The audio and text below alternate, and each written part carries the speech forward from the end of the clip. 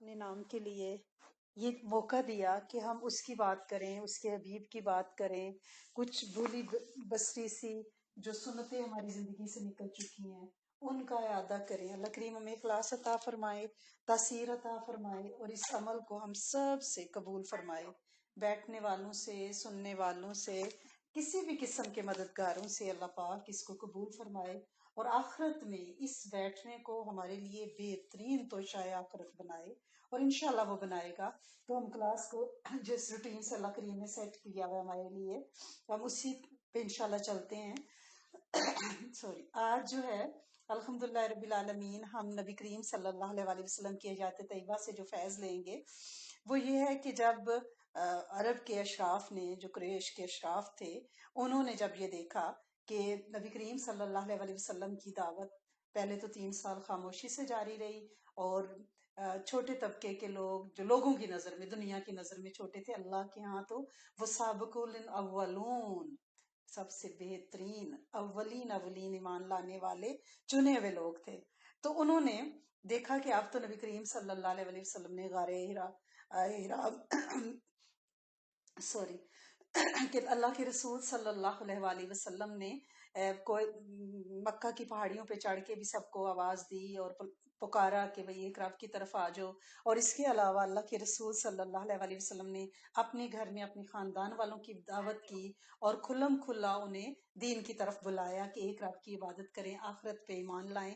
تو اب وہ بہت زیادہ سٹ پٹا گئے، اور انہوں نے کیا کیا، ابن اسحاق میں لکھا ہے کہ اشراف قریش سے چند آدمی حضرت ابو طالب کے پاس گئے اور بولے، اے ابو طالب، آپ کے بھتیجے نے ہمارے خداؤں کو برا بھلا کہا، ہمارے دین کی عیب چینی کی، ہماری عقلوں کو حماقت زدہ کہا، ہمارے باپ دادا کو گمراہ قرار دیا، لہٰذا یا تو آپ انہیں روک لیں یا ہمارے اور ان کے بیچ سے ہٹ جائیں، یعنی ہم جو ہیں ان سے اب ڈائریکٹ بدلہ لیں گے۔ حضرت ابو طالب کی وجہ سے لوگ جو ہیں وہ یعنی کھل کے سامنے نہیں آ رہے تھے، حضرت ابو طالب کا بہت روب تھا، قریش کے سردار تھے۔ اس کے جواب میں حضرت ابو طالب نے نرمی سے بات کی اور بڑا ہی یعنی نرم رویہ اختیار کیا اور وہ چلے گئے، اور نبی کریم صلی اللہ علیہ وسلم تبلیغ میں مصروف رہے۔ حضرت ابو طالب نے آپ کو نہیں روکا۔ اسی دوران ایک واقعہ پیش آیا کہ حج کا سیزن شروع ہو گیا، ذی الحج آ گیا، اور یہ مہینہ ایسا تھا کہ دنیا کے کونے کونے سے لوگ جو ہیں وہ کعبہ کے طواف اور حج کے لیے آتے تھے۔ اب جو ہیں قریش کے سردار وہ بڑا پریشان ہوئے، انہوں نے کہا اب تو اگر نبی کریم صلی اللہ علیہ وسلم نے حاجیوں کو تبلیغ شروع کر دی تو یہ پیغام تو دنیا کے کونے کونے اور گھر گھر میں پہنچ جائے گا، کسی طرح سے اب ان کو روکا جائے۔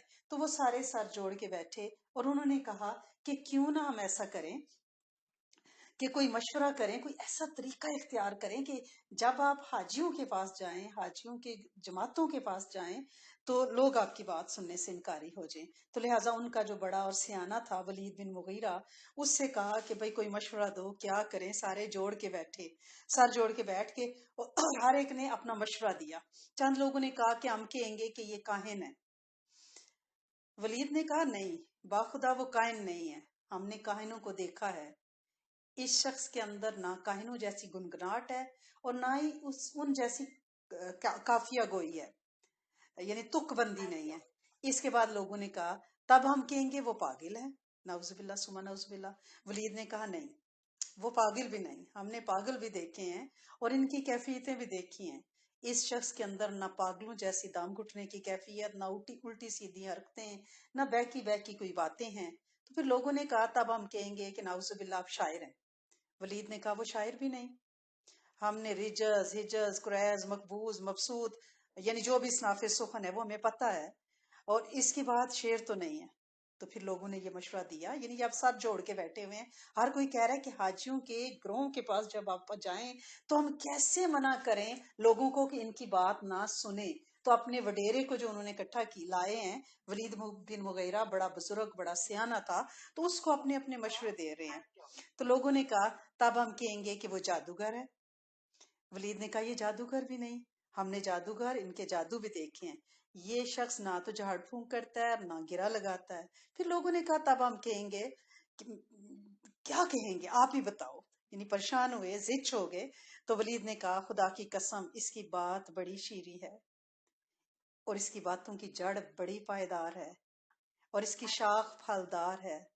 تم جو بات بھی کہو گے لوگ اسے غلط سمجھیں گے، البتہ اس کے بارے میں سب سے مناسب بات تم یہ کہہ سکتے ہو کہ یہ جادوگر ہے، اس نے ایسا کلام پیش کیا ہے جو جادو ہے۔ اس سے باپ بیٹے، بھائی بہن، شوہر بیوی، کنبے قبیلے میں پھوٹ پڑ گئی ہے، اور آخر لوگ اسی تجویز سے متفق ہو کے وہ وہاں سے اپنی محفل کو یعنی طے یہ پایا کہ حاجیوں سے وہ یہ کہیں گے کہ خدا نخواستہ نعوذ باللہ حکم بدین کہ آپ جادوگر ہیں، اور بہت ساری روایات اس بارے میں موجود ہیں۔ بہرحال اب حاجیوں کی جماعتیں جو ہیں وہ آنا شروع ہوگی، اور اس کام میں ابو لہب پیش تھا۔ وہ سائے کی طرح نبی کریم صلی اللہ علیہ وسلم کے ساتھ رہتا۔ جب بھی آپ حاجیوں کے کسی گروہ یا ڈیرے یا اوقاز یا ذوالمجاز موجنا جو ان کے میلے اور بازار تھے، آپ جاتے لوگوں سے بات کرنے تو وہ آپ کے پیچھے لگا رہتا، اور جب بھی آپ اللہ کے دین کی تبلیغ کرتے تو وہ پیچھے سے کہتا اس کی بات نہ سننا، یہ جھوٹا بددین ہے، نعوذ باللہ سبحان نعوذ باللہ۔ اس دوڑ دھوپ کا نتیجہ یہ ہوا کہ لوگوں نے آپ کی بات لوگوں کے کانوں تک تو پہنچی۔ جب لوگ حج کر کے گھروں میں واپس ہوئے تو ان کے علم میں یہ بات تو آ چکی تھی کہ آپ صلی اللہ علیہ وسلم نے دعویٰ نبوت کیا ہوا ہے، اور یوں ان کے ذریعے یہ بات پورے عرب میں اور چرچے سے پھیل گئی۔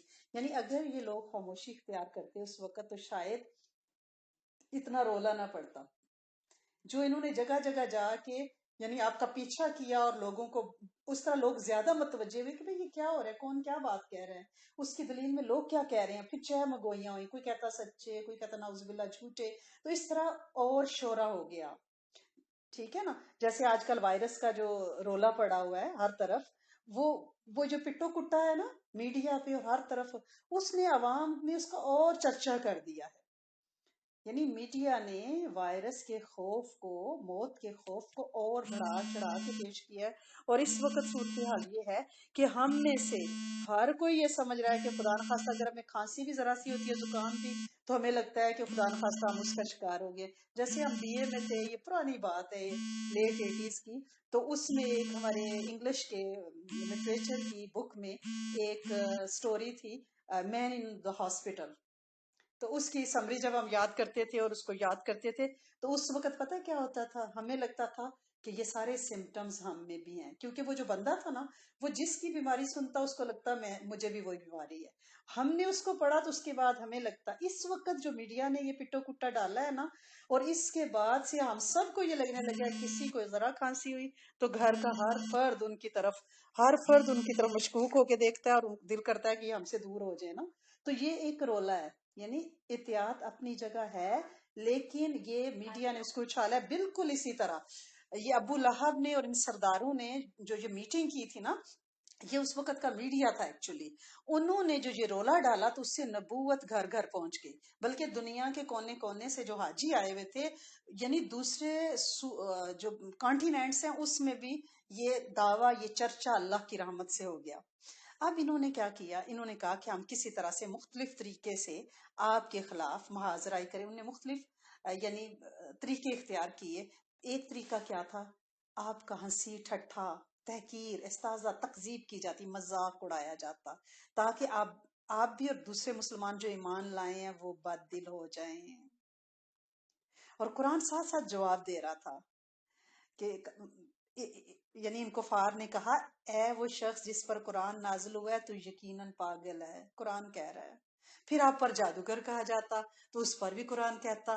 انہیں حیرت ہے کہ خود انہی میں سے ایک ڈرانے والا ہے، اور کافر یہ کہتے ہیں کہ یا جادوگر اور جھوٹا ہے۔ یعنی قرآن جواب دے رہا ہے ساتھ ساتھ۔ پھر سورۃ نون کی وہ آخری آیات جو ہم نظر بد کے لیے پڑھتے ہیں، وَإِن يُكَادُ الَّذِينَ كَفَرُوا، سورۃ قلم کی جو آخری آیات ہے، پھر اس میں بھی اللہ پاک نے جواب دیا کہ یہ کفار آپ کے آگے پیچھے غضبناک نگاہوں، بھڑکتے ہوئے جذبات کے ساتھ چلتے ہیں، جیسے آنکھوں سے آپ کو ڈگ لیں گے، کھا لیں گے۔ تو اس میں بھی آیات نازل ہوگی۔ یعنی قرآن ساتھ ساتھ جواب دے رہا ہے ان کے ہر محاذرائی کا۔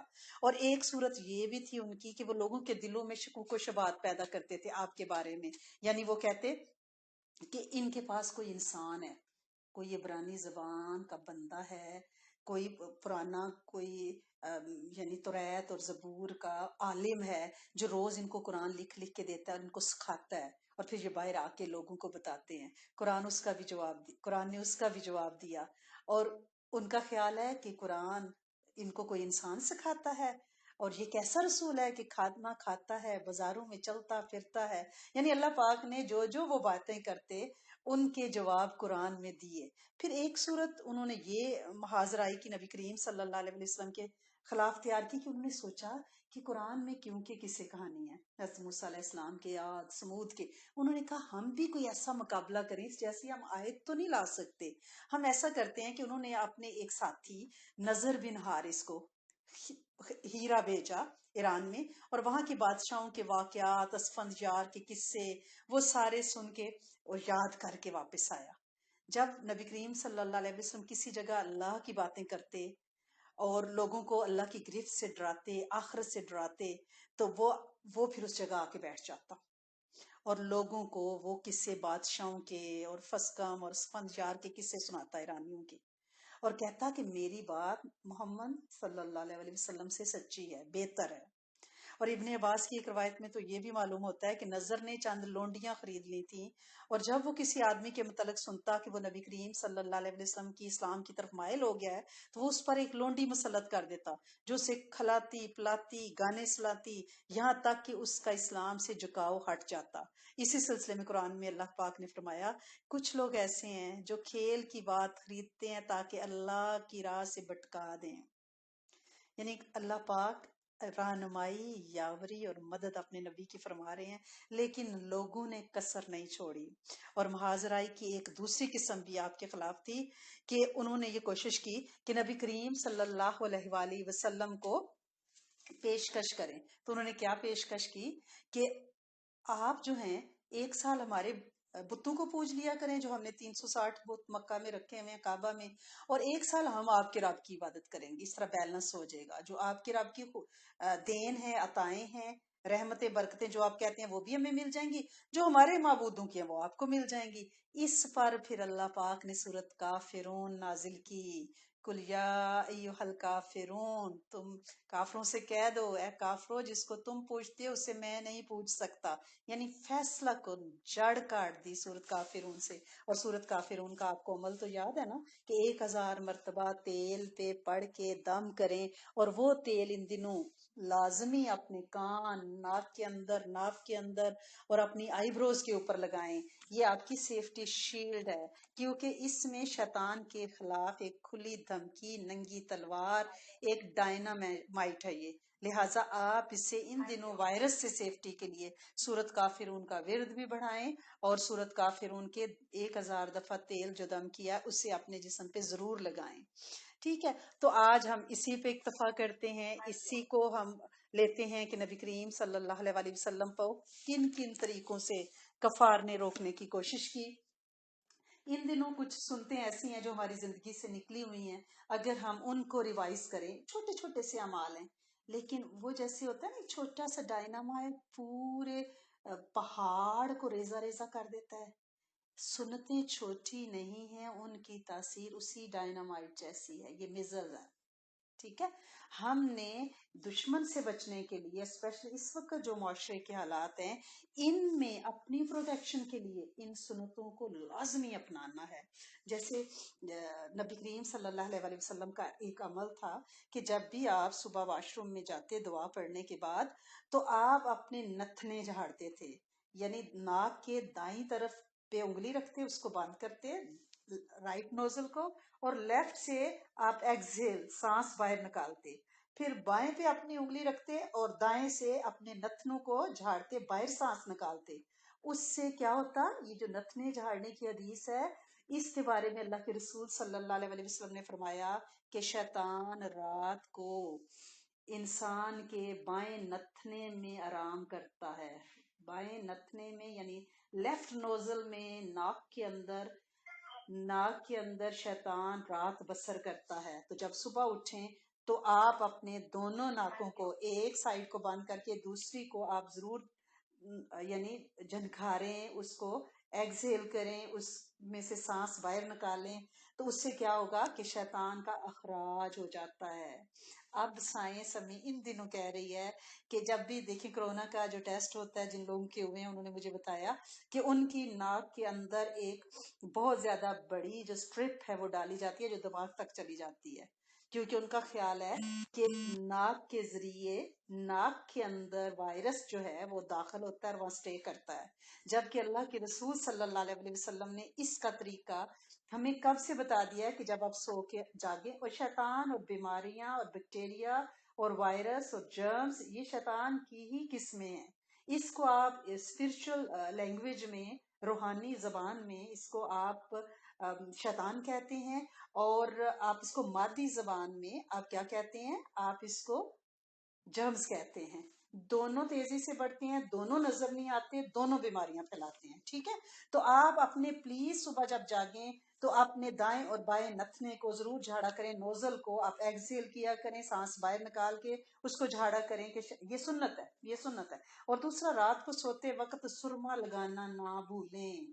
یہ سرمے کی سنت ہماری زندگیوں سے نکل گئی ہے۔ آپ یہ دیکھیں، آپ رات کو سرما لگاتے ہیں، صبح واش روم جا کے جب آپ گاگلز کرتے ہیں، ناک کو جھاڑتے ہیں تو ناک میں سے اور گلے میں سے سرما نکلتا ہے۔ اور اس وقت جو وائرس کا پھیلنے پہ جو احتیاطیں بتائی جا رہی ہے وہ کیا؟ ناک میں پانی ڈالیں، گیلا کریں، نتنوں کو جھاڑیں، اپنے گلے کو گیلا رکھیں۔ تو ناک میں اینٹی لائٹ بھی ہے۔ ہوا یہ کہ ہمارے بڑے، جب بچہ پیدا ہوتا اس وقت سے لے کر بچے کا میک اپ ہی یہی تھا کہ اس کو نہلانا ہے، اور اس کے بعد اس کی آنکھوں میں خوب 2-2 3-3 سلائیاں سرما ڈالنا ہے۔ اور ہم نے کیا کیا؟ ہم نے، اب ڈاکٹروں نے ہمیں یہ کہا کہ جی اس میں تو لیڈ ہے، حالانکہ سائنس نے ثابت کی اس میں اینٹی لیڈ بھی ہے، تو لہٰذا جی بچے کو سرما نہیں لگائیں۔ اب سرما بچوں کی زندگیوں سے نکلا، ان کی پروٹیکشن نکلی۔ اگر آپ ورلڈ وار کے جو یروشلم پہ جو ایٹم بم گرایا گیا اس وقت کے بارے میں آپ بکس اٹھا کے پڑھیں تو اس میں اب یہ یعنی لکھا ہے سائنٹسٹ نے کہ اگر وہ لوگ اپنے جسموں پہ، اہل یروشلم اگر اپنے جسموں پہ سرما مل لیتے تو ان پہ ایٹمی تابکاری اثر نہ کرتی۔ یہ سنت ہے نبی صلی اللہ علیہ وسلم کی، کیسے ہو سکتا ہے اس میں پروٹیکشن نہ ہو؟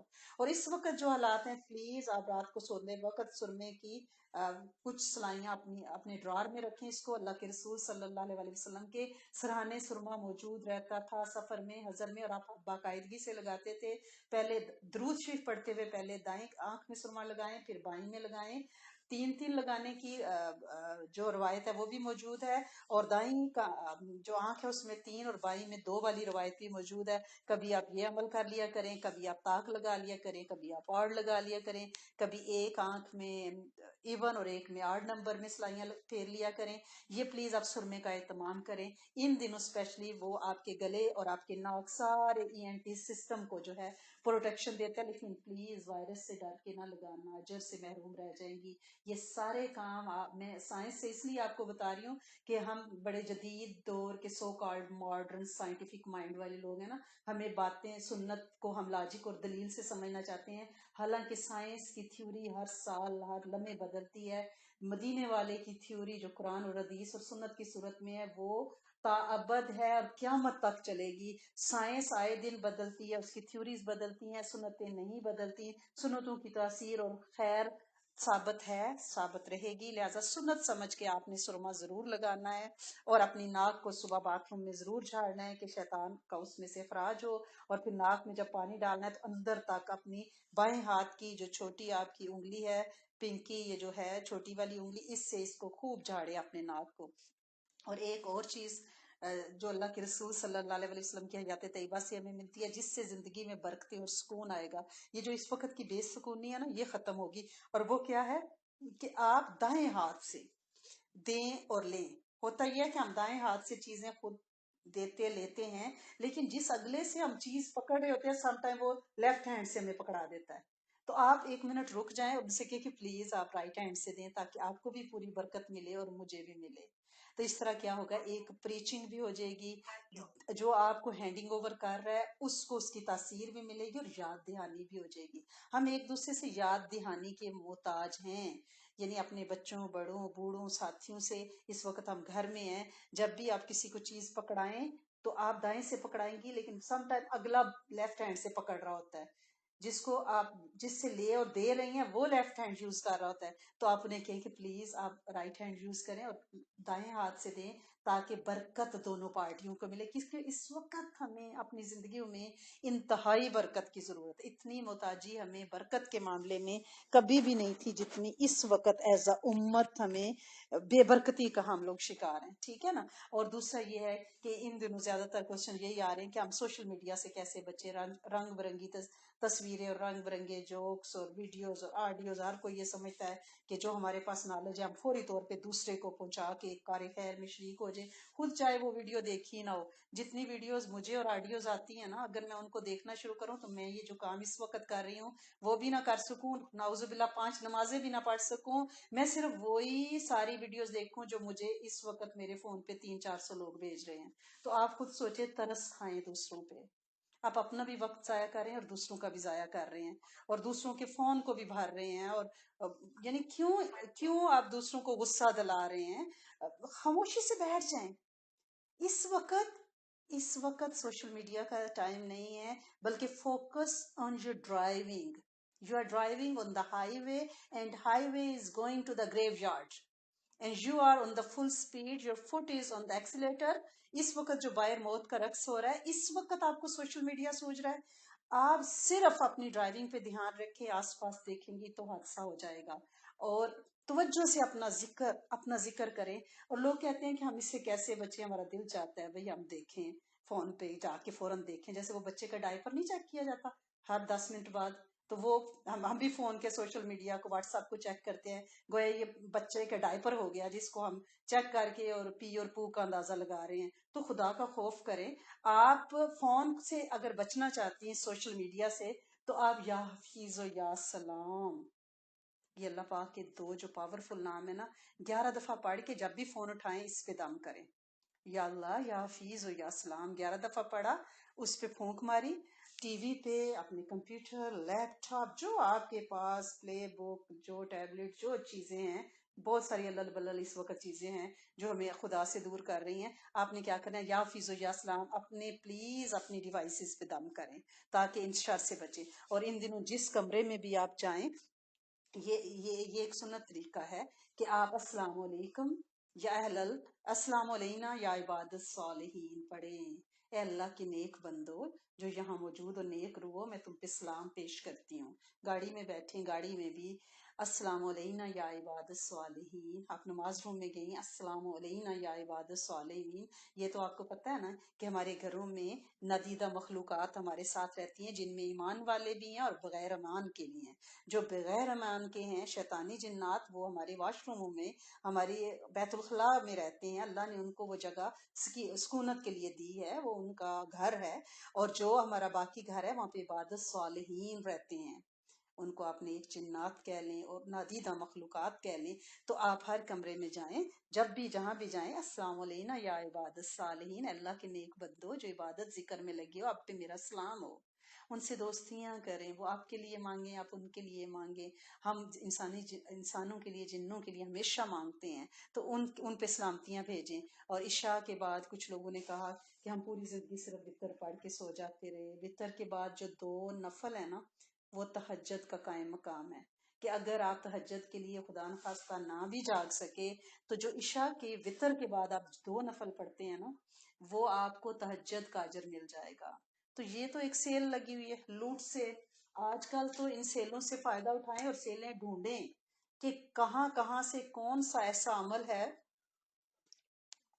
वो नथने झाड़ना हो, वो सुरमा लगाना हो, वो दाएं बाएं हाथ की तलकीन हो, वो डिवाइसेस पे या हफीज हो या सलाम हो, वो हर कमरे हर जगह गाड़ी में अस्सलाम अलैना या इबादुस सालिहून हो, वो इशा के बाद वितर के बाद 2 नफल हो। ऐसी डील से फायदा उठाएं, हमें कोई पता नहीं है।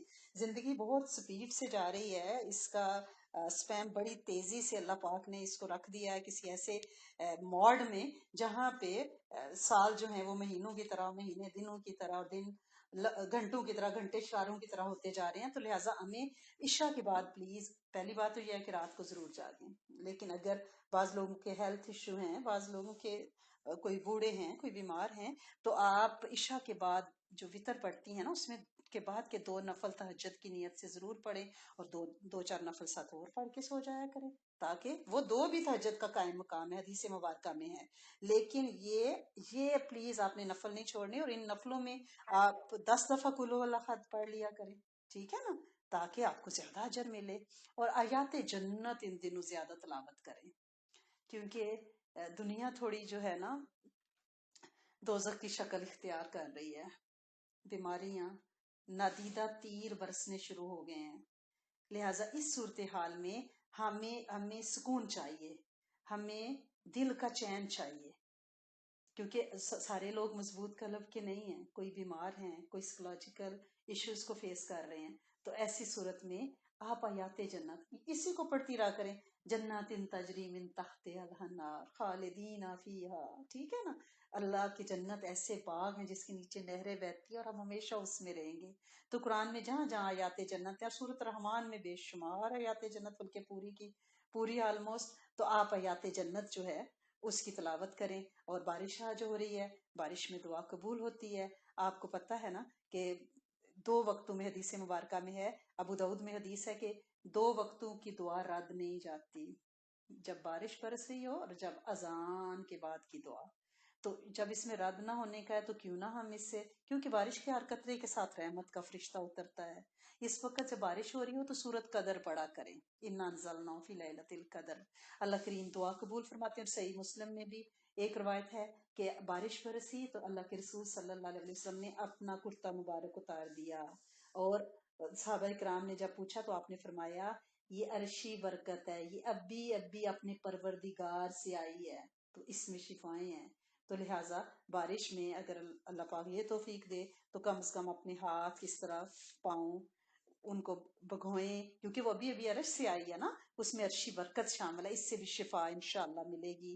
اور صحیح بخاری میں بی بی عائشہ کی روایت ہے کہ جب بارش برستی تو اللہ کے رسول صلی اللہ علیہ وسلم دعا مانگا کرتے تھے کہ اللہ کریم اس بارش کو نفع بخش بنا ہمارے لیے، ٹرنیڈو نہ بنا، سیلاب نہ بنا، یہ بارش برس رہی ہے اللہ کریم اس میں اس کرونا وائرس کو بہا کر لے جائیں، اللہ کریم یہ تیرے قطرے جو رحمت کے فرشتوں کے ساتھ اترے ہیں، یہ وائرس کو زمین کی تہوں میں کبھی نہ نکلنے کے لیے دبا دیں۔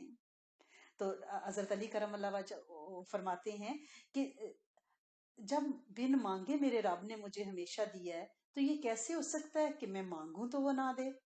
تو ہم مانگیں تو وہ کیسے نہ دے؟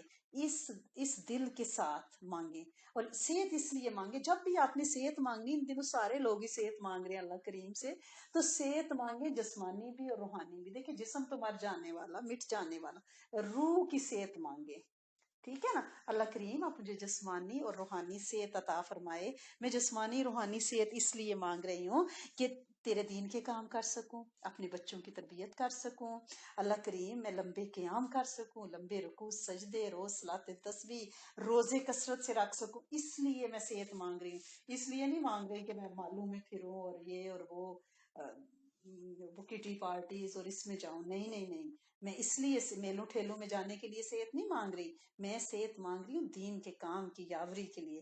دیکھیں احتیاط ہمیں کرنی ہے۔ ایک شخص، آپ کو وہ روایت پتہ ہے نا، کئی دفعہ میں نے سنائی ہوئی ہے کہ ایک شخص آیا مسجد نبوی کے بعد، اس نے اپنا اونٹ کھلا چھوڑ دیا اور مسجد نبوی میں داخل ہو رہا تھا کہ میں توکل کر کے جا رہا ہوں، تو آپ صلی اللہ علیہ وسلم نے فرمایا پہلے اونٹ کا پیر باندھو کھونٹے کے ساتھ، پھر توکل کرو۔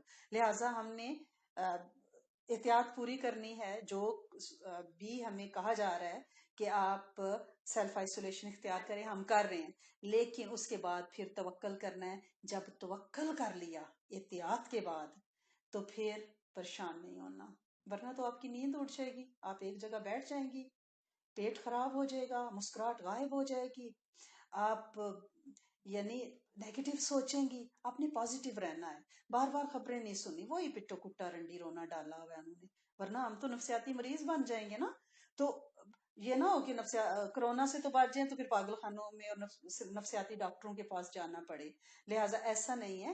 اس مرض کی ہمیں مہربانی کہ اس نے ہمیں ساری سنتیں یاد کرائیں، مسنون زندگی کی طرف لایا، اور پھر یہ موقع ہے، ہم پاس بیٹھے ہوئے ہیں چپکے سے اپنے گھروں میں، اپنے خیموں میں، اپنے پویلینز میں ہم بیٹھے ہوئے ہیں، اس وقت قرآن کی جو بار بار ہمیں دعوت ہے نا، افلا یاقلون، عقل نہیں رکھتے، افلا یتفکرون، غور نہیں کرتے، اس وقت غور کریں۔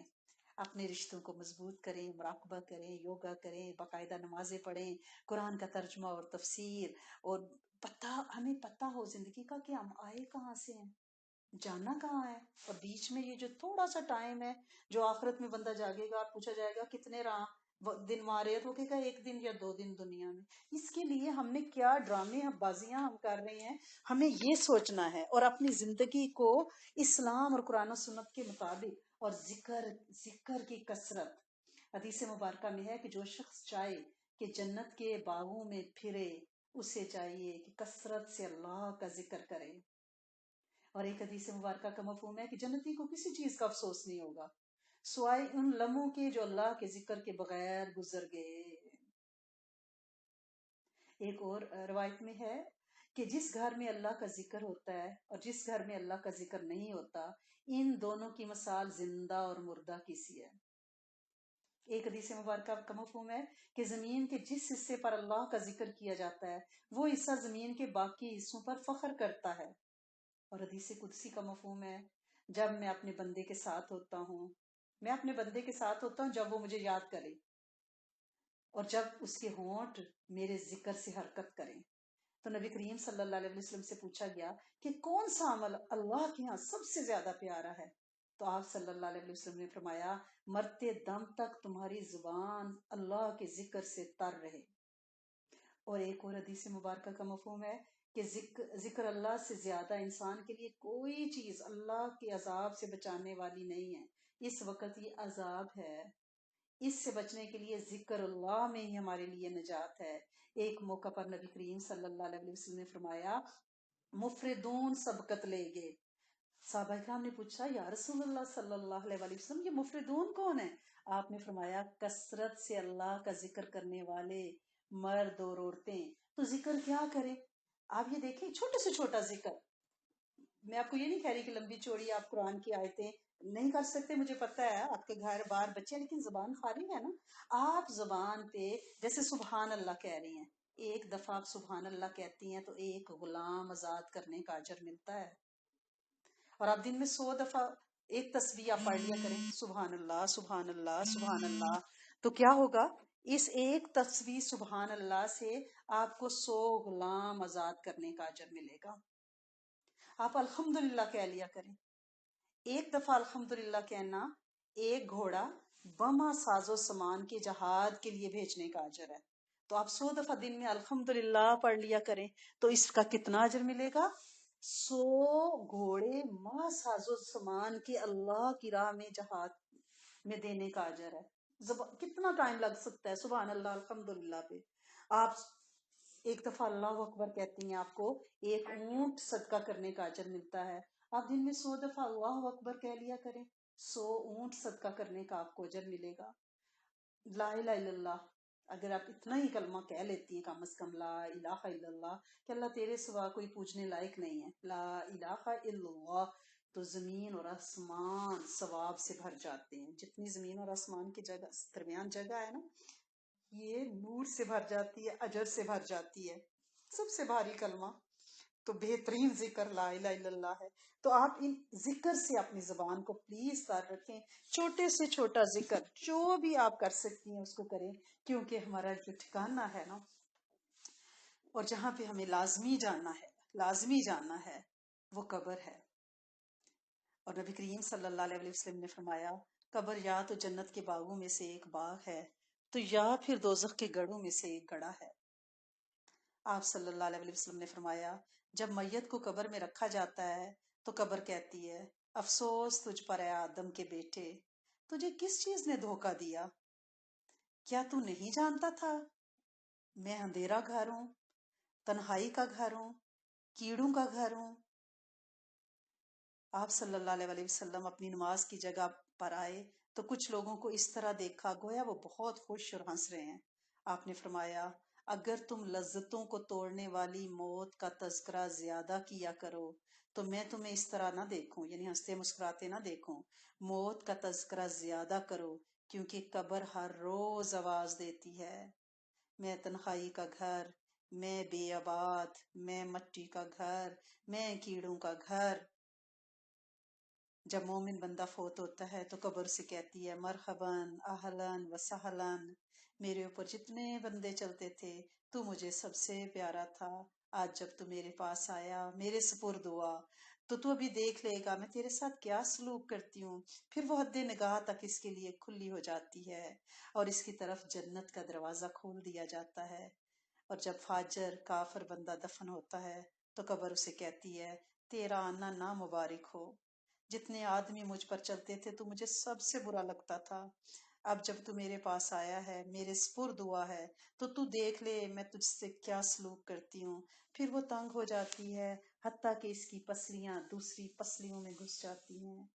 نبی کریم صلی اللہ علیہ وسلم نے اپنی انگلیوں سے دکھایا، یعنی ایک ہاتھ کی انگلیاں دوسرے ہاتھ میں داخل کر کے، اور پھر فرمایا کہ اس پر 70 اژدہے چھوڑ دیے جاتے ہیں، اور اگر ان میں سے ایک بھی زمین پر پھونک مارے تو قیامت تک زمین میں کوئی چیز پیدا نہیں ہوگی، وہ اس کو ڈسیں گے، نوچتے رہیں گے یہاں تک کہ اس کا حساب کا دن آئے گا۔ اور یہ جو ہم نیک اعمال کرتے ہیں نا، ذکر کرتے ہیں، ہدیے کرتے ہیں، صدقہ زکوٰۃ کرتے ہیں، اس کے بھی بڑے فائدے ہیں۔ حضرت کعب نے رضی اللہ تعالیٰ عنہ سے ایک روایت ہے کہ جب مومن بندے کو قبر میں رکھا جاتا ہے تو اس کے نیک اعمال، نماز، روزہ، حج، جہاد، صدقہ وغیرہ اس کے آس پاس اس کو گھیر لیتے ہیں۔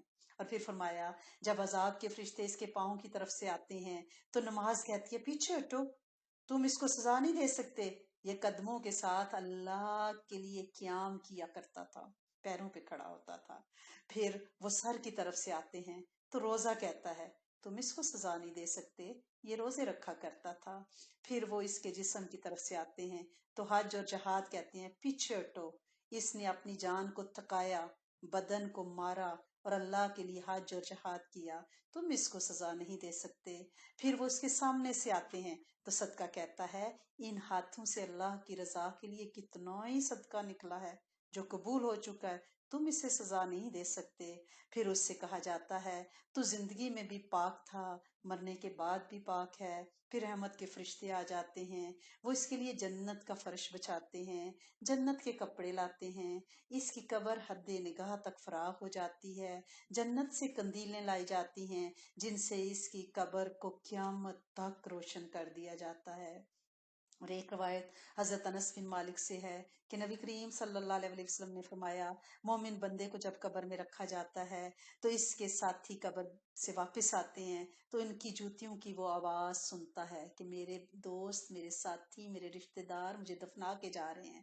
اس کے پاس 2 فرشتے آتے ہیں، اسے بٹھا دیتے ہیں اور کہتے ہیں تو اس آدمی یعنی نبی کریم صلی اللہ علیہ وسلم کے متعلق کیا کہتا ہے؟ تصویر دکھائی جائے گی، پہچان کرائی جائے گی۔ تو مومن کہتا ہے میں شہادت دیتا ہوں وہ اللہ کے بندے، اس کے رسول ہیں۔ پھر وہ کہتے ہیں اپنی آگ کی جگہ کو دیکھو، اللہ تعالیٰ نے تمہیں اس کے بدلے جنت دے دی، یعنی پہلے دوزخ دکھاتے ہیں، بندہ ڈر جاتا ہے تو کہتے ہیں اس سے تم بچ گئے، اور پھر جنت کا دیدار کراتے ہیں، یہ جگہ تمہیں دے دی گئی۔ اور مومن وہ ایک دم سے دوزخ دیکھنے کے بعد جب جنت دیکھتا ہے نا تو پھر جو اس کی خوشی کی انتہا ہوتی ہے۔ فاجر اور منافق آدمی سے کہا جاتا ہے تم اس آدمی کے متعلق کیا کہتے ہو؟ وہ کہتا ہے میں نہیں جانتا، میں بھی وہی کہتا ہوں جو لوگ کہتے تھے۔ اس سے کہا جاتا ہے نہ تو نے سمجھا اور نہ پڑھا، پھر اسے لوہے کے ہتھوڑوں سے کانوں کے درمیان مارا جاتا ہے۔ یہ صحیح مسلم اور بخاری کی حدیث ہے۔ وہ ایسا چیختا ہے کہ جنوں اور انسانوں کے سوا قرب و جوار کی ہر مخلوق قبرستان میں اس کی آواز سنتی ہے۔ انہی میں سے اسما بنت ابو بکر کی ایک حدیث بھی ہے کہ نبی کریم صلی اللہ علیہ وسلم نے فرمایا میری طرف وحی کی گئی کہ تمہارا قبروں میں امتحان ہوتا ہے، یہ امتحان مسیح دجال کے فتنے کی طرح بڑا سخت ہوتا ہے۔ پھر پوچھا جاتا ہے تم اس آدمی رسول اللہ صلی اللہ علیہ وسلم کے متعلق کیا جانتے ہو؟ تو مومن کہتا ہے یہ اللہ کے بندے، اس کے رسول، یعنی اگر ہم ذکر کریں گے، درود شریف پڑھیں گے تو ہمارے لیے وہ پہچان آسان ہو جائے گی، وہ پہچان آسان ہو جائے گی۔ لہٰذا ہمیں کیا کرنا ہے؟ ہمیں اپنی زبان کو ذکر سے ہر وقت تر رکھنا ہے۔ ان دنوں اسپیشلی ہمیں اپنا محاسبہ بھی کرنا ہے، مراقبہ بھی کرنا ہے، اور اپنی زندگی کا مقصد پہچاننا ہے۔ کہ ہم یہاں آئے کیوں تھے. دیکھیں اس وقت جو ہم گھروں میں بند ہیں نا، آپ یہ سوچیں کہ یہ تو کھلے گھر، کھانے پینے کا سامان، ہیٹنگ، کولنگ، لانڈری، سب کچھ چل رہا ہے. ہم نے فوڈ اتنی سٹور کی ہوئی ہے کہ ہمارے لیے انشاءاللہ بہت کافی ہے. اللہ پاک اس میں برکت ڈالے اور اسے روحانی رزق بھی بنائے. لیکن قبر کا تصور کرنا ہے. یہ ہم اپنی فیملی کے ساتھ ہم اتنا گھبرا رہے ہیں کہ یہ قید تنہائی ہے، تو وہاں تو واقعی تنہائی ہوگی، وہاں تو منظر ہی بڑے عجیب و غریب ہوں گے. لہٰذا ہمیں پریشان نہیں ہونا، لیکن ہمیں اپنے ان اعمال کو بڑھانا ہے جن کے ذریعے ہماری قبریں روشن ہوں. دیکھیں جو لوگ مڈل ایسٹ وغیرہ میں کام کرتے ہیں نا، تو پوری زندگی پاکستان میں پیسے بھیجتے ہیں کہ وہاں پہ ہمارے لیے بھائی بنگلہ بنا دو، گاڑی لے لو، اپنے بھائیوں بیٹوں کو کہتے ہیں تاکہ ہم جب بوڑھے ہو جائیں واپس آئیں تو وہاں پہ ہمارے محل منارے ہوں، گاڑیاں ہوں، ہم جا کے اپنا بڑھاپا سکون سے گزاریں. ہم بھی اس دنیا میں بالکل ویسے ہی ہیں جیسے مڈل ایسٹ میں لوگ ہوتے ہیں. ہم آگے بھیج رہے ہیں اپنی قبروں میں اپنے محل منارے، چبارے، باغات، گاڑیاں، تاکہ جب ہم وہاں جائیں ریٹائر ہو کر تو وہاں پہ ہمارے لیے سکھ کا سامان ہو، وہ کرنسی ہو جو وہاں استعمال ہو سکے. لہٰذا وہ کرنسی آگے بھیجنی ہے. جیسے میں نے آپ کو وہ واقعہ سنایا کرتی ہوں نا کہ کسی ملک میں یہ رواج تھا کہ جب بھی وہاں پہ کوئی بادشاہ جو ہے اس کا انتقال ہو جاتا تھا تو وہ ایک پرندہ ہوما وہ چھوڑا کرتے تھے، اڑاتے تھے، اور جس کے سر پہ بیٹھ جائے اس کو بادشاہ بنا لیتے تھے.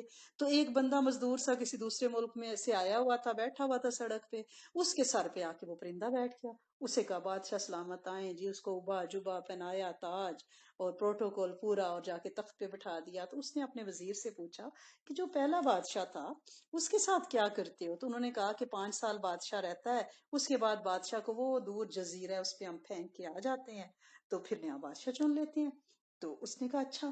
وہ سمارٹ بندہ تھا، اس نے جو اسے 5 سال ملے نا حکومت کے، اس جزیرے ویران جزیرے میں اس نے سڑکیں بنائی، باغات لگوائے، محلات بنائے، چشمے لگائے، پانی کا خوب بندوبست کیا، اتنے باغات اور پھلدار درخت لگائے کہ جب مجھے وہاں پھینکیں تو میرے لیے وہاں اچھا رہنے سہنے کا سامان ہو. سمارٹ تھا نا. پہلے بادشاہ تو بس 5 سال بادشاہی کرتے، یاشی کرتے، اور پھر باقی وہاں پہ مرتے دم تک تڑپ تڑپ کے مرتے. اس نے وہاں کی تیاری کی بالکل اس سیانے بادشاہ کی طرح. ہم نے بھی تیاری کرنی ہے اور اپنی قبر کو اس زندگی میں، اس بادشاہت میں ہی ہم نے اس کو بنانا، سنوارنا ہے، اور اس میں باغات لگانے ہیں، بندوبست کرنا ہے. اور وہ بندوبست ذکر سے، روزوں سے، عبادت سے، خدمت خلق سے، خوش دلی سے مسکرانا، کھلانا، محبت کرنا، رشتوں کی پہچان، راتوں کا قیام. یہ وہ تیاری ہے جو ہم اس جزیرے کو آباد کر رہے ہیں کہ جب ہم وہاں اتریں تو وہاں ہمارے لیے سکھ، سکینیت اور مزے ہوں، اور وہ جو ایور لاسٹنگ ہماری لائف ہے وہ انشاءاللہ بہترین ہو جائے. اور یہی ایک طریقہ ہے، باخدا کوئی دوسرا راستہ نہیں ہے. اگر ہم اپنے ہاتھوں سے کوئی صدقہ خیرات زکات نہیں کرے تو ہمارے وارث کریں گے؟ کیوں کریں گے بھائی؟ وہ تو فوراً سے بندر بانٹ کریں گے. ٹھیک ہے نا کہ ابا جی گئے چلو ونڈو. یہی حقیقت ہے. ہم نے بھی ایسے کیا تھا، ہمارے بڑوں نے بھی ایسے کیا تھا. یہ ریت، یہی رواج، یہی رسم ہے. تو لہٰذا اپنی زندگیوں میں یا تو ایسی کوئی وصیت کر جائیں، کیونکہ 1/3 جو ہماری وصیت ہے نا وہ ہم اپنی مرضی سے کر سکتے ہیں کہ بھئی جو ہمارا 1/3 مال ہے نا اس سے زیادہ نہیں کر سکتے وصیت، کیونکہ وارثوں کا مال ہے نا. ہم جاتے جاتے کوئی دھاندلی نہیں کر سکتے. جو قرآن و سنت میں کیا ہے 1/3 مال کے بارے میں آپ کوئی ایسی وصیت کر جائیں کہ فلاں میرے غریب رشتہ دار ہیں، ان کو اتنا اتنا دے دیا جائے، کوئی ہسپتال بنا دیا جائے، ڈیپینڈس کہ how much you are living behind. اور بھائی خیر کا کام مساجد پہ لگا دیا جائے. ظاہر ہے یہ مساجد ہمارے اس $20-30 سے تو نہیں چل رہی. یہ وہ اللہ کے وہ بندے ہیں جو اپنا 1/3 مال وصیت کر جاتے ہیں اور بلینک چیک دے کے چلے جاتے ہیں مساجد کو، اور اللہ اپنے گھروں کو چلا رہا ہے. اس سے ان کی قبریں بھی روشن ہوں گی انشاءاللہ. تو ایسا کوئی 1/3 وصیت کا بندوبست کر جائیں یا اپنی زندگی میں اپنے ہاتھوں سے خرچ کر دیں. اور حضرت ابو دردہ کی مثال آپ کو پتہ ہے نا، جو میں آپ کو سنایا کرتی ہوں کہ نبی کریم صلی اللہ علیہ وسلم انفاق فی سبیل اللہ کے بارے میں بتا رہے تھے. اور حضرت ابو دردہ آپ صلی اللہ علیہ وسلم جب بات کر رہے تھے تو روایت میں ہے، اس کا مفہوم ہے کہ آپ نے فرمایا یا رسول اللہ صلی اللہ علیہ وسلم اپنا ہاتھ مجھے دیں، تو حضرت ابو دردہ نے اپنا ہاتھ اللہ کے رسول کے دستے مبارک پہ رکھ دیا اور فرمایا کہ اگر میں اپنا وہ باغ جو اس وقت جس میں 700 کھجوروں کے درخت ہیں اور وہ لدے اور پکے ہوئے، پکی ہوئی کھجوریں اس وقت عرب میں، یہ ایک وہ ٹائم ہوتا ہے جب کھجوریں پکی ہوتی ہیں تو یہ یعنی لاکھوں کا مال، دینار کا مال ہوتا ہے.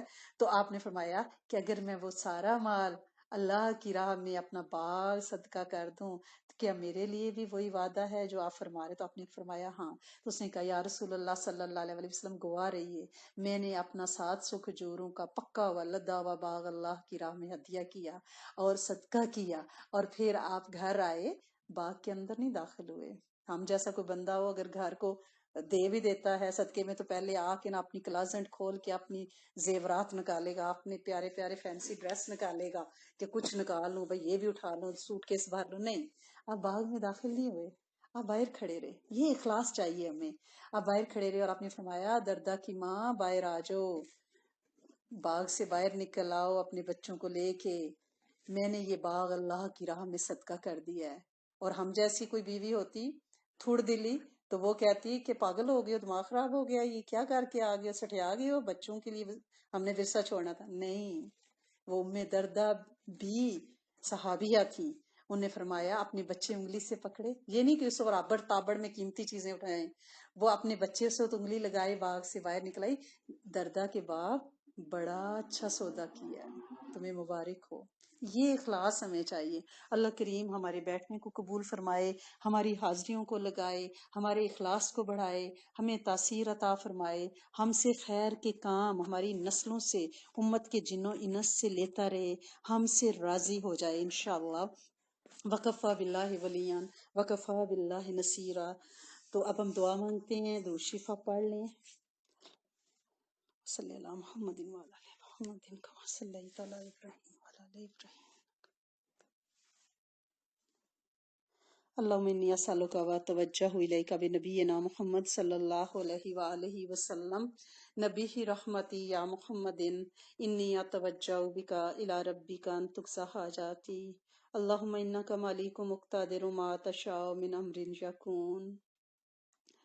اللہم ارحم امتی محمد صلی اللہ علیہ وآلہ وسلم. اللہم استر امتی محمد صلی اللہ علیہ وآلہ وسلم. اللہم اکفنی بحلالک عن حرامک واغننی بفضلک عمن سواک. وبالحق انزلناہ وبالحق نزل وما ارسلناک الا شاہدا ومبشرا. ربنا آتنا فی الدنیا حسنۃ وفی الآخرۃ حسنۃ وقنا عذاب النار. رب ارحمہما کما ربیانی صغیرا. ربنا ھب لنا من ازواجنا وذریاتنا قرۃ اعین واجعلنا للمتقین اماما. اللہم انی اسألک العفو والعافیہ فی الدنیا والآخرۃ. یا اول الاولین یا آخر الاخرین یا ذی القوۃ المتین یا ارحم المساکین یا ارحم الراحمین یا دلیل المتحیرین یا مفرح المحزونین یا غیاث المستغیثین. آغثنا آغثنا آغثنا یا الہی انک علی کل شیء قدیر. اللہ کریم تیرے بندے کہاں کہاں سے ہاتھ اٹھائے بیٹھے ہیں. اللہ کریم ہمارے بولنے، کہنے، سننے میں کوئی حد ادب، کوئی غلطی، کوئی کمی بیشی ہو گئی ہو دانستہ نادانستہ، اللہ کریم معاف فرما دیں اور کرم کر دیں. اللہ کریم آخرت میں سوال نہ کیجیے گا، اللہ کریم پوچھنا فرمائیے گا بھی معاف کر دیں. اے میرے کریم مالک، اے میرے سونے مالک، زندگی بھر بڑی غلطیاں ہوئیں، بلکہ پوری زندگی اغلاط نامہ ہے. اللہ سونے اگر تیری رحمت نہ ہوتی تو ہم اپنے قدموں چل نہ پاتے. اللہ کریم اگر تیرے ہاں سے معافی کا نظام نہ چل رہا ہوتا تو ہماری زبانیں سلب ہو جاتی. اگر تیرے ہاں سے معافی کا نظام نہ چل رہا ہوتا ہمارے کانوں کی سماعتیں ختم ہو جاتی. اگر تو ہمیں معاف نہ کرتا آتا تو اللہ کریم ہمارے دست شل ہو جاتے، ہمارے قلوب کالے ہو جاتے. اے میرے کریم مالک، تو نے اپنے بڑے کرم کیے، ہم سے مکافات نہیں کی، ہم سے معافات کی ہے، ہم سے بدلے نہیں لیے، ہمیں معافیاں دی ہیں۔ اے میرے کریم مولا، ہم آپ سے سوال کرتے ہیں، مکافات نہیں معافات فرمائیے گا۔ اے میرے کریم مولا، جیسے ازلوں سے معاف کرتے آئے ہیں، آپ عفو و کریم رب ہیں، آپ کو معاف کرنا آتا ہے۔ اللہ کریم، ہم تو تیرے بندے، تیری تخلیق، خیر و شر سے بنے ہوئے مٹی کے پتلے۔ اللہ کریم، آج یہ مٹی کھڑی ہے تو کل یہ قبروں پہ پڑی مٹی ہوگی۔ اللہ کریم، یہ بیچ میں ایک تھوڑا سا وقت ہے، اے میرے کریم مولا، اس تھوڑے وقت میں ہماری مدد فرمائیے، ہماری یاوری فرمائیے، ہم سے درگزر فرمائیے، ہمیں معاف کر دیجئے، ہم پہ کرم کر دیجئے۔ ایزا امت اس وقت ہم بڑے ابتلا میں ہیں۔ اللہ سنے، تیرا یہ پورا سیارہ جسے ہم زمین کا نام دیتے ہیں، اور جسے تو نے 6 دنوں میں نباتات سے، جماعتات سے، اللہ کریم سبزیوں پھلوں سے بھر دیا تھا، جس کو تو نے زمین کی چادر پانی پہ بچا کے، اللہ کریم پہاڑوں کی کیلیں لگا کے ہمارے لیے کھڑا کر دیا تھا، تاکہ یہ سکڑے نہ، ہلے نہ، سمٹے نہ۔ اللہ کریم، آج اس زمین پہ ایک چھوٹے سے کیڑے نے، جو آنکھ سے نظر نہیں آتا، تیری مخلوق کی زندگی اجیرن کی، جسے تو نے بھیجا۔ اللہ کریم، تجھے اپنی کبریائی کا واسطہ، تو اس کیڑے کو لگام دے دے، اسے واپس بلا لے۔ اللہ کریم، ہم عاجز، ہم کمزور، ہم میلے کچیلے، ہم عامی، ہم گندے مندے لوگ، اللہ کریم غلطیوں کے پتلے، خطاؤں کے پتلے، اللہ کریم تو معاف فرما دے۔ اللہ کریم تو معاف فرما دے۔ اللہ کریم تو معاف فرما دے۔ اللہ کریم، اس کائنات پہ تیرے مستجاب الدعوات بندے، اللہ کریم اپنے آنسوں کے نذرانے پیش کر کے تجھ سے امت کے جن و انس کی معافی چاہ رہے ہیں۔ میرے سونے مالک، کسی ایک کا آنسو قبول کر جو تیرے کرم کو ہلا دے، اور تو ساری امت سے اس عذاب کو اٹھا لے۔ اللہ کریم، اللہ کریم، ہم بے بس ہیں، تو بے بس نہیں۔ ہمارے پاس صرف زاری ہے اور تیرے پاس سارا زور ہے۔ اے میرے کریم والا، ہم پہ رحم فرما، ہم پہ کرم فرما۔ اللہ کریم، اللہ کریم، یہ ہماری نظر بندیاں ختم فرما دے، اور دین کے کام دنیا میں کرنے کی توفیق دے۔ ہمارے قدموں کو خیر پہ چلا، ہمارے مال کو خیر پہ لگا، ہمارے وقت کو اپنی یاد اور اپنی دین کی ترویج پہ لگا۔ اللہ سونے، ہم قابل نہیں، ہمیں قبول فرما۔ ہم سب کو علتوں ذلتوں قلتوں سے محفوظ فرما۔ ہماری ہر دعا ہمارے لیے، ہماری قیامت تک کی نسل کے لیے، پوری امت کے جن و انس زندوں مردوں کے لیے قبول فرما، قیامت تک کی نسل کے لیے قبول فرما۔ اللہ کریم، اللہ کریم، اس کرب میں مانگی گئی دعاؤں کو قبول فرما۔ اللہ کریم، بہت سی مائیں ہیں جو اس وقت بڑی پریشان ہیں۔ اللہ کریم، اللہ کریم، اللہ کریم، تو ان کی کوکھوں کو شاد آباد رکھ، کسی خزاں سے بچا، ہر بچے کو اپنی حفاظت کی چادر عطا فرما۔ اللہ کریم، اللہ کریم، نہ ماں باپ کو اولاد کے دکھ دے، نہ اولاد کو ماں باپ کے دکھ دے۔ اللہ کریم، اللہ کریم، اپنے پیاروں کے دکھ دیکھنا بڑے حوصلے کی بات ہے۔ اللہ کریم، ہم بڑے کمزور لوگ ہیں، اللہ کریم ہمیں نہ آزمانا، اللہ کریم کسی آزمائش سے امت کو بچا لینا۔ اللہ کریم، اللہ کریم، جو تیرے آزاد ہیں ان پہ بھی رحم کر، جو قید خانوں میں، اللہ کریم جو جیلوں پہ ہیں، اللہ کریم ان پہ بھی رحم فرما۔ اللہ کریم، اب ہم نظر بند ہوئے تو ہمیں قیدیوں کی تکلیفوں کا زیادہ احساس ہونے لگا ہے۔ اے میرے کریم مالک، ہر قیدی کی حفاظت، اللہ کریم ہر بشر کی حفاظت، ہر بوڑھے جوان بچے کی حفاظت، اللہ کریم، اللہ کریم، اللہ کریم، ساری انسانیت کو معاف کر دے، ساری انسانیت پہ کرم کر دے۔ اللہ کریم، اس خوف کو ہم سے اٹھا لے۔ اللہ کریم، ہم وعدہ کرتے ہیں ہم بہت اچھے انسان بن جائیں گے، ہم خیر کے ہی کام کریں گے۔ اللہ کریم، ہم شر کے پاس نہیں جائیں گے۔ اللہ کریم، ہم سے وعدہ کرتے ہیں، اللہ کریم ہم آپ کو راضی کریں گے۔ اللہ کریم، ہم آپ سے وعدہ کرتے ہیں ہم اپنی نمازوں میں لمبے قیام کریں گے، ہم بہت سارا قرآن یاد کریں گے۔ اللہ کریم، ہم انسانوں کو نہیں دکھائیں گے۔ اللہ کریم آپ اپنی زبان کو غیبت، چوری، چغلی، جھوٹ سب سے بچائیں گے۔ اللہ کریم ہم اپنی آنکھوں سے لوگوں کو نہیں تولیں گے۔ اللہ کریم ہم برے خیالات سے دل کو پاک رکھیں گے۔ اللہ کریم ہمارے ہاتھ کشادگی اختیار کریں گے اور صدقہ خیرات کریں گے۔ اللہ کریم ہماری زبانیں آپ کی مالا جپیں گی، آپ کے حبیب پہ دروشی بھیجیں گی۔ اللہ کریم ہمارا پورا وجود آپ کے لیے لگ جائے گا۔ اللہ سونے آپ ایک دفعہ معافی دے دیں، ایک دفعہ کرم فرما دیں۔ اللہ کریم ایک دفعہ امت پہ کرم فرما دیں، امت پہ رحم فرما دیں۔ اے میرے کریم مالک، اے میرے سونے آقا، تیرے پیارے حبیب کی امتی ہیں۔ اللہ کریم رحم فرما اور ہمیں کملی کی چھاؤں عطا فرما۔ اے میرے سونے آقا، اے میرے کریم مولا، دیس پردیس میں ہمارے پیارے ہیں، اللہ کریم ان کی خیر۔ اللہ کریم کچھ اپنے دیس آنے کو تڑپ رہے ہیں، اللہ کریم انہیں اپنے پیاروں کے پاس عافیت سے بلا۔ اللہ کریم اپنے گھر بیت المقدس اور حرم پاک اجاز مقدس کی حفاظت فرما۔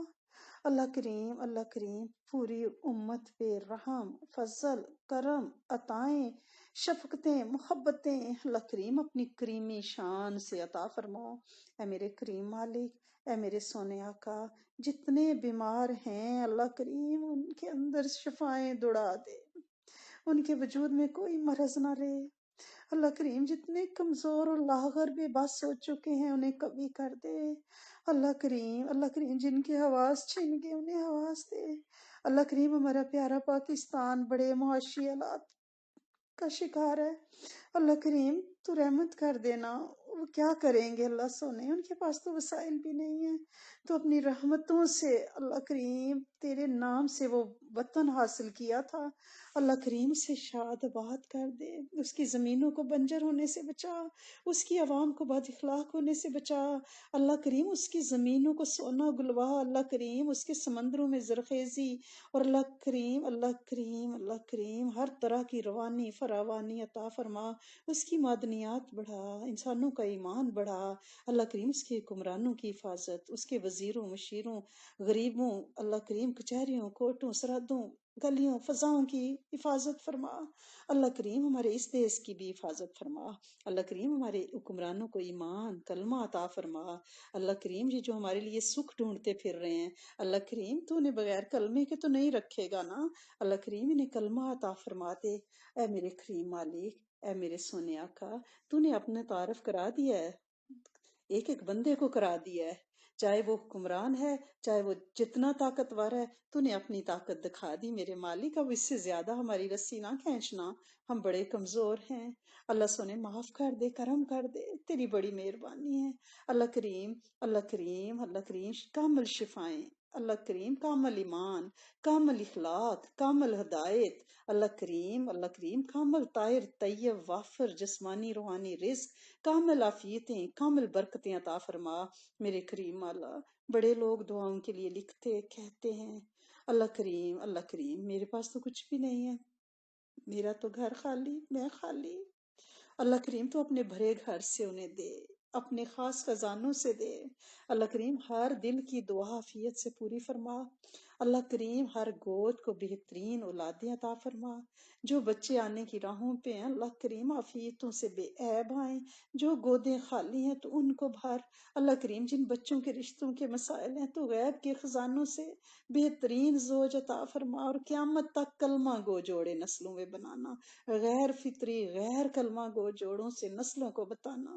اے میرے کریم مالک، اے میرے سونے مالک، ہمارے ماں باپ کی خیر، ہمارے بہن بھائیوں کی خیر، ہمارے دوستوں کی خیر، ہمارے گروپس کی خیر، ہمارے شیخ، ہمارے استادوں کی خیر، اللہ کریم ہر کلاس کی خیر، ہر درس کی خیر، ہر عالم کی خیر، اللہ کریم ہر تیرے راہ پہ چلنے والے کی خیر۔ اللہ کریم ہم آپ سے وہ ساری خیریں چاہتے ہیں جو نبی آخر الزمان حضرت محمد صلی اللہ علیہ وآلہ وسلم نے چاہیں، ان سے بہتر کوئی خیر نہیں مانگ سکتا۔ ہم ان سارے شرور سے پناہ چاہتے ہیں جن سے نبی آخر الزمان صلی اللہ علیہ وآلہ وسلم نے پناہ چاہی، ان سے بہتر کوئی پناہ نہیں چاہ سکتا۔ اللہ کریم جادو سے، نظر بد سے، حسد سے، دشمنوں کے دشمنی سے، اچانک کے خرچوں، بلاؤں اور آفتوں اور مجاہدوں سے بچا کے رکھنا۔ ربنا تقبل منا انک انت السمیع العلیم وتب علینا انک انت التواب الرحیم۔ نستغفرک و نتوب الیک سبحان ربک رب العزت عما یصفون وسلام علی المرسلین والحمد للہ رب العالمین اللہم ورزقنا طیبا واستعملنا صالحا استودع اللہ دینکم و امانتکم و خواتیم اعمالکم صلی اللہ علی حبیبی محمد و ازواجہ وأمهاته وآل بيته وإتراته وأولاده وذرياته وأصحابه أجمعين آمين آمين آمين اللهم آمين يا أرحم الراحمين جزاكم الله الخير وأحسن الجزاء في الدنيا والآخرة السلام عليكم ورحمة الله وبركاته.